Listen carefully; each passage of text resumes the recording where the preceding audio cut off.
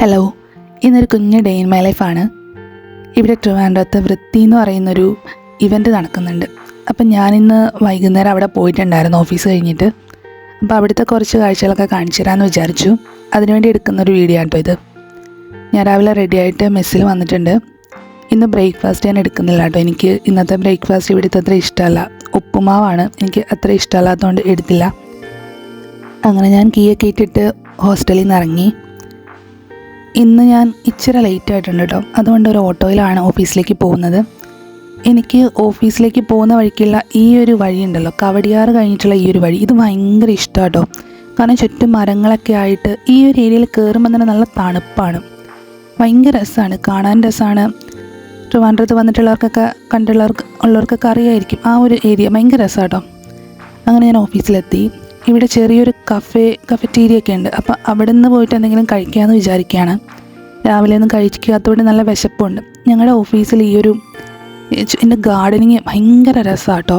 ഇവർ ഭയങ്കരമായിട്ട് ചെടികളുടെ കാര്യത്തിൽ കെയർ ചെയ്യുന്നുണ്ട്. എല്ലാ ചെടികളും എപ്പോഴും ഇങ്ങനെ പൂക്കളൊക്കെ ആയിട്ട് ഭയങ്കര രസമാണ്.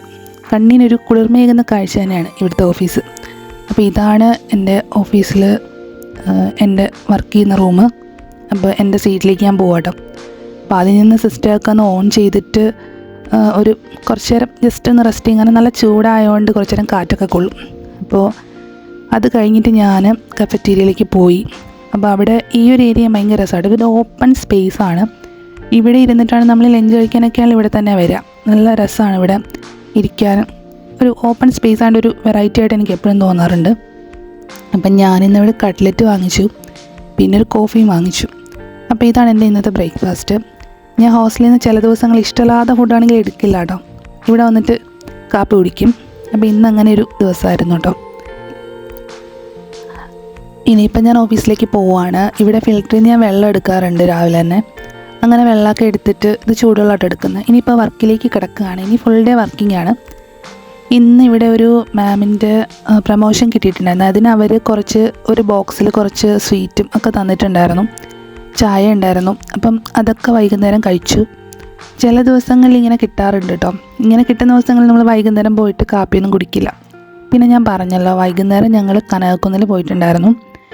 വൃത്തി എന്ന് പറയുന്നൊരു ഇവൻ്റാണ്. അവിടെ നമ്മുടെ വേസ്റ്റ് മെറ്റീരിയൽസ് ഒക്കെ ഇല്ലേ, അതുകൊണ്ട് അടിപൊളിയായിട്ടുള്ള സാധനങ്ങൾ ഇങ്ങനെ ഉണ്ടാക്കി വെച്ചേക്കുക. ഇത് കാണാൻ തന്നെ എന്ത് രസമാണെന്നറിയോ. ഭയങ്കര ഒത്തിരി പേര് വരുന്നുണ്ട് ഫോട്ടോ എടുക്കാനും അങ്ങനെ. കാരണം ഫ്രണ്ടിൽ തന്നെ കയറുമ്പോൾ തന്നെ കാണുന്ന ഇതാണ്.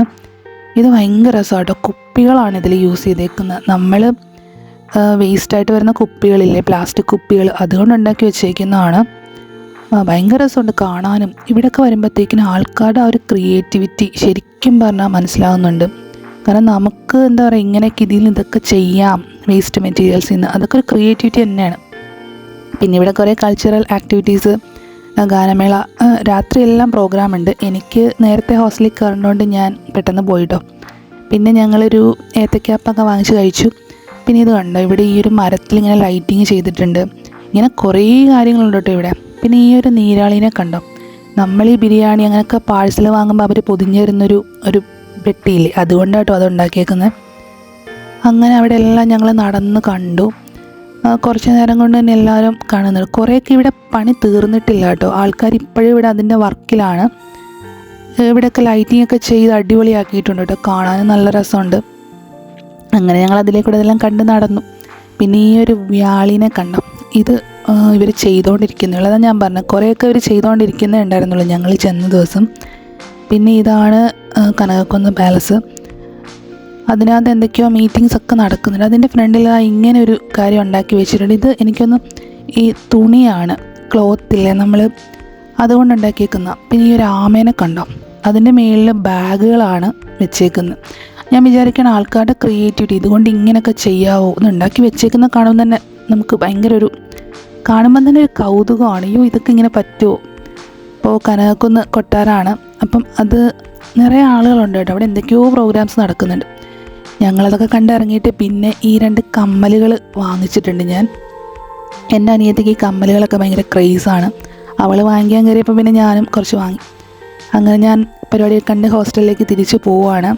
നൈറ്റിലിവിടെ ഒന്നും കൂടെ രസമുണ്ട് കാണാനായിട്ട്. അല്ലെങ്കിലും ഇങ്ങനെ ഈവൻറ്റ്സ് ഒക്കെ വരുന്ന സമയത്ത് ഈ ഒരു ഏരിയ ട്രിവാൻഡ്രത്തുള്ളവർക്കും കറിയായിരിക്കും. ഭയങ്കര രസമായിട്ട് ഇവർ ലൈറ്റിങ് ചെയ്യും. അപ്പോൾ ഞാൻ ഹോസ്റ്റലിലേക്ക് പോവാട്ടോ.